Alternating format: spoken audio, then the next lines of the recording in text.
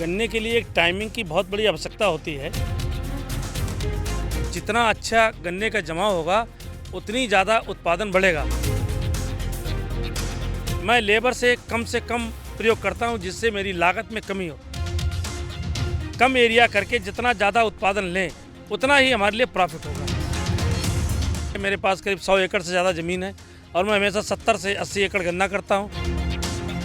मैं हरी खाद पर ज़्यादा विश्वास करता हूं। सभी किसान चाहते हैं कि उनकी खेती की लागत कम हो और उत्पादन ज़्यादा, जिससे उनकी आमदनी बढ़ सके। तो आज हम आपको गन्ने की खेती करने वाले एक ऐसे किसान से मिलाने जा रहे हैं जिन्होंने अपनी खेती की लागत को बहुत हद तक कम भी किया है और जो उनकी उपज है वो अन्य गन्ना किसानों के मुकाबले ज़्यादा भी आती है। इतना ही नहीं, वो अपने यहाँ जो गन्ने की बुआई है वो भी बाकी किसानों के मुकाबले काफ़ी पहले ही कर देते हैं। हमारे साथ में इस समय मौजूद हैं कौशल मिश्रा जी। हम शाहजहांपुर में हैं और इनके आपको पहले हम पीछे खेत दिखाते हैं। ये आप देख सकते हैं जो गन्ना लगा हुआ है, जो इन्होंने बताया यहाँ पर 1 हेक्टेयर में ये 2630 क्विंटल की फसल ले चुके हैं।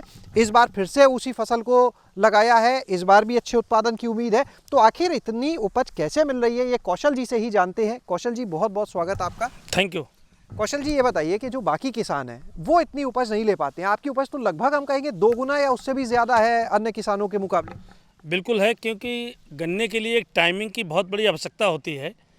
क्योंकि गन्ने को जब हम बुवाई करते हैं तो हमको एक तो मौसम की सटीक व्यवस्था होनी चाहिए, क्योंकि 30% से अधिक टेम्परेचर जब होगा तो गन्ने का जमाव बहुत बेहतर होगा और जितना अच्छा गन्ने का जमाव होगा उतनी ज़्यादा उत्पादन बढ़ेगा।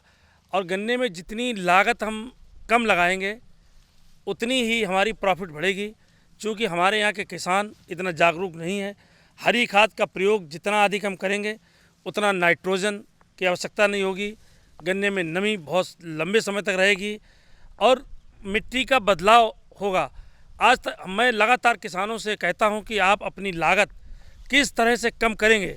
आज मशीन का युग है।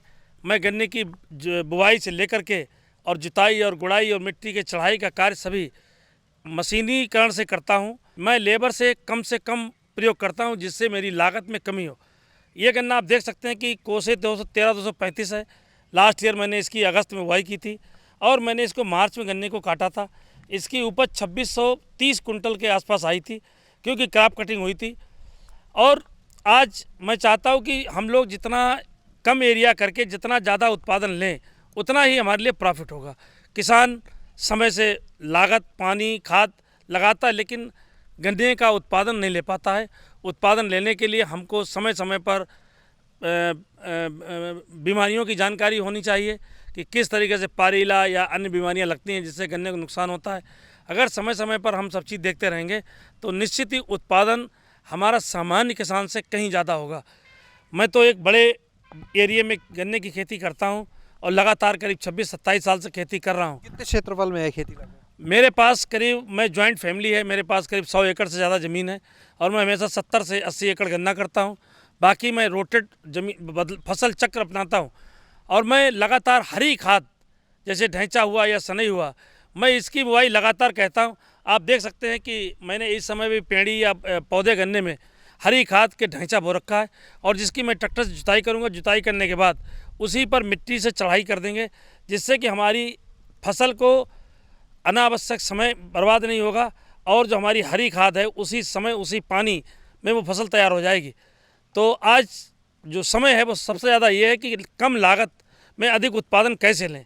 मैं लगातार यही काम करता हूँ। एक चीज़ ये बताइए कौशल जी कि इसी चीज़ को अब ये बताइए कि जो आपने कम लागत की बात की, तो आखिर ये आपकी लागत कम कैसी होती है? ये मॉडल कौन सा है आपका और कितने % ये लागत कम होती है? मैं इसकी लाइन से लाइन की दूरी 5 फीट रखता हूँ और सामान्यतः किसान हेक्टेयर में 60 कुंटल बीज का उपयोग करता है और मैं सिंगल लाइन में और 1 से 1.5 फीट की दूरी पर सिंगल आँख की गन्ने की बुआई करता हूँ। तो 18 से 22 कुंटल गन्ना 1 हेक्टेयर में लगता है। तो मेरा 25% गन्ने में बुआई हो जाती है। मैं 40 कुंटल गन्ना बचाता हूँ। उस गन्ने के बीज की जो लागत होती है उस लागत से मेरे गन्ने का पूरा अन्य जो उपयोग हैं वो पूरे हो जाते हैं। ये कौन सी विधि है जिसको आपने अपनाया है, जो लाइन वाली है? क्योंकि ट्रेंच विधि भी होती है, लाइन विधि भी अलग अलग, आपने कौन सी विधि अपनाई? ये सिंगल लाइन होती है, 5 लाइन से लाइन की दूरी 5 फीट और आँख से आँख की दूरी 1.5 फीट। इससे हमारा बीज बहुत कम लगता है और हमारे गन्ने का जमाव 90% तक मैंने लिया है। तो जब मैं 90% जमाव लेता हूँ, सामान्यतः किसान 50 से 60% जमाव लेता है और बीज का प्रयोग 60 कुंटल प्रति हेक्टेयर करता है, तो मैं 75% गन्ने का बीज बचाता हूँ।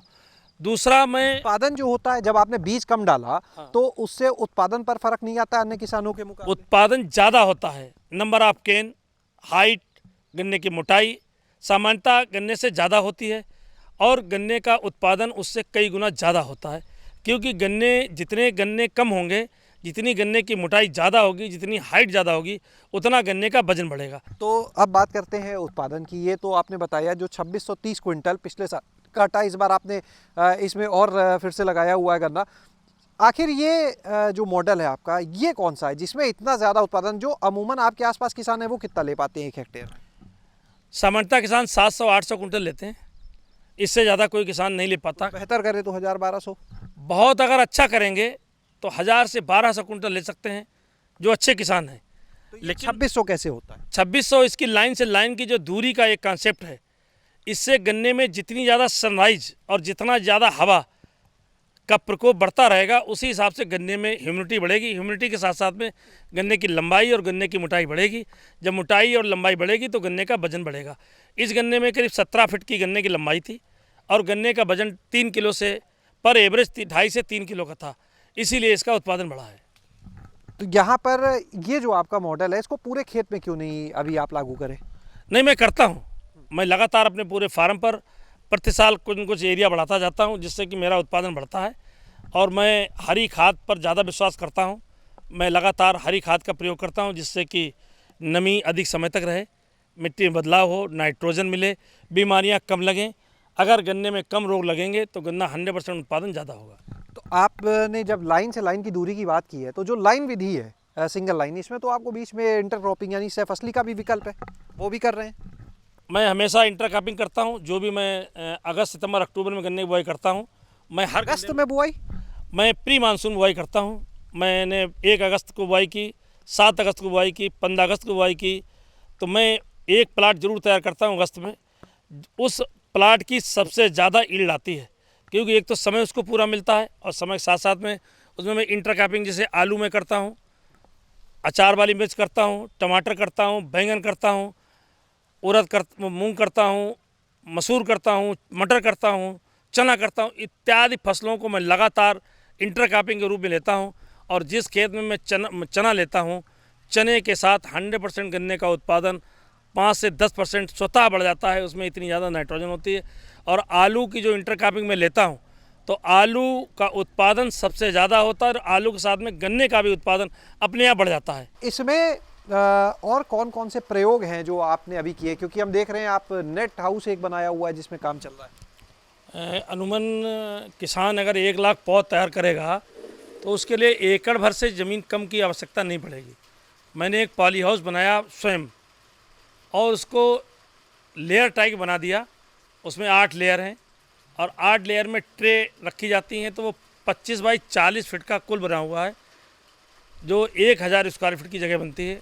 उसमें एक साथ में 1 लाख पौध तैयार होती है और 1 साल में करीब 8 बार उसमें पौध निकल सकती है। 8 लाख पौध मैं 1 साल में किसानों को दे सकता हूँ और मैं लगातार 2 साल से पौध दे रहा हूँ।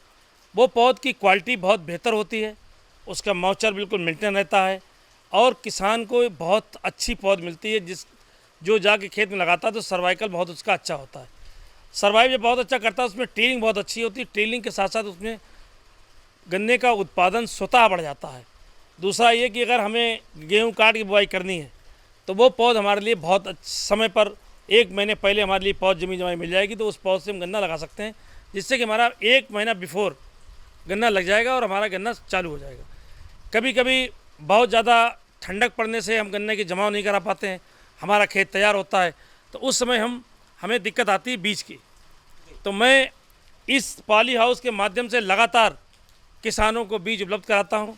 ये मेरा अपने द्वारा बनाया हुआ एक पॉली हाउस है। उसमें ट्रे सिस्टम है, लेयर साइज सिस्टम है, 8 लेयर का ट्रे हाउस पॉली हाउस बना हुआ है। तो उससे मैं लगातार किसानों को भी और महिला समूह के द्वारा उसमें काम किया जाता है। तो उन महिला समूह को भी लगातार काम मिलता है, जो हमारे देश के प्रधानमंत्री और उत्तर प्रदेश के माननीय मुख्यमंत्री जी की एक सोच है कि घर में काम कैसे मिले, तो उस काम को यहाँ पर बखूबी किया जाता है और महिलाओं को रोज़गार मिलता है, किसानों को बेहतर तरीके की पौध उपलब्ध हो जाती है। जब गन्ना हम सीधा खेत में बोते हैं तो उसका जमाव कम होता है। जब हम पौध लगा के जाते हैं तो उसमें गैप फिलिंग नहीं होती है। जब गैप फिलिंग नहीं होती तो हमारा 1.5 फुट पे पौधा लगता है, तो हर पौधा एकदम चालू हो जाता है और 1 महीना पहले हमको पौध तैयार मिल जाती है। जब पौध तैयार मिलती है तो वो गन्ना हमारा शुरू हो जाता है। अगस्त में गन्ना लगा दिया, गन्ने का जमाव सितंबर में हो जाएगा। सितंबर के बाद उसमें इंटर क्रॉपिंग में या तो हम कच्चे आलू का प्रयोग, जो कच्चा आलू बाज़ार में आता है जो 60 दिन का, उसको लगा सकते हैं। उसको आलू लगा करके आलू की खुदाई करने के बाद उसमें दोबारा आलू लगा सकते हैं, गेहूँ लगा सकते हैं, या टमाटर, बैंगन, धनिया, पालक, सोया और सौंफ इत्यादि फसल ले सकते हैं। तो एक तो अगस्त में लगाने के बाद इंटर क्रॉपिंग में हमें दो बार फसल ले सकते हैं। एक तो फ़ायदा ये है। दूसरा फ़ायदा ये कि उस गन्ने की मैच्योरिटी में पूरा समय मिलता है। उस गन्ने का वज़न, जो हम लोग अक्टूबर में गन्ना बोते हैं और इस गन्ने में वज़न में अंतर आता है। इसमें शुगर ज़्यादा होती है, पानी कम होता है। तो जब शुगर ज़्यादा होगी तो हमारे गन्ने का वज़न ज़्यादा होगा, वज़न ज़्यादा होगा तो हमारा लाभ बढ़ेगा। मैं किसानों को बार बार समझाता हूँ, और जो किसान देखना चाहें देख सकते हैं कि दूरी बढ़ाने से गन्ने का उत्पादन बढ़ेगा। एक सामान्य दूरी बढ़ाइए, 5 फीट करिए। 5 फीट में आप ट्रैक्टर, जिसकी चौड़ाई 32 इंच से लेकर 38 इंच होती है, उस गन्ने से, उस ट्रैक्टर से लगातार आप काम कर सकते हो। उसमें आपको लेबर की आवश्यकता नहीं पड़ेगी। ट्रैक्टर से जुताई भी होगी, गुड़ाई होगी, मिट्टी की चढ़ाई होगी। तो ये सब हमारी लेबर का जो पैसा जाएगा, वो पैसा जो कम होगा, वो हमारी लागत में निश्चित कहीं ना कहीं कमी करेगा। तो जिससे हमारा जो प्रॉफिट मैं बता रहा हूँ, वो प्रॉफिट तभी बढ़ेगा। और प्रॉफिट बढ़ाने का कोई नया ये फार्मूला नहीं है, यही फार्मूले हैं कि जितनी लागत हम कम कर देंगे उतना ही हमारा प्रॉफिट बढ़ेगा। बहुत बहुत शुक्रिया हमसे बात करने के लिए। तो आपने देखा यहाँ पर कौशल मिश्रा जी के इस मॉडल को, जिसे अपनाकर जो किसान है वो अपनी आमदनी कैसे बढ़ा सकते हैं। जो गन्ने की खेती करने वाले किसान हैं वो किस तरह से आप देख सकते हैं कि अपने उत्पादन को दोगुना कर सकते हैं। जो अपनी लागत है उसको 30 से 40% तक कम कर सकते हैं लागत की, यानी जो बीज के ऊपर उनका खर्च आ रहा है वो कम हो जाएगा, कुल लागत उनकी कम हो जाएगी। और दूसरी चीज़ कि किस तरह से इस विधि से एक तरफ जहाँ गन्ने का उत्पादन बढ़ेगा तो वहीं दूसरी ओर सहफसली से अन्य फसलें लेकर भी वो एक अच्छी आमदनी कर सकते हैं। शैलेश अरोरा, गाँव जंक्शन।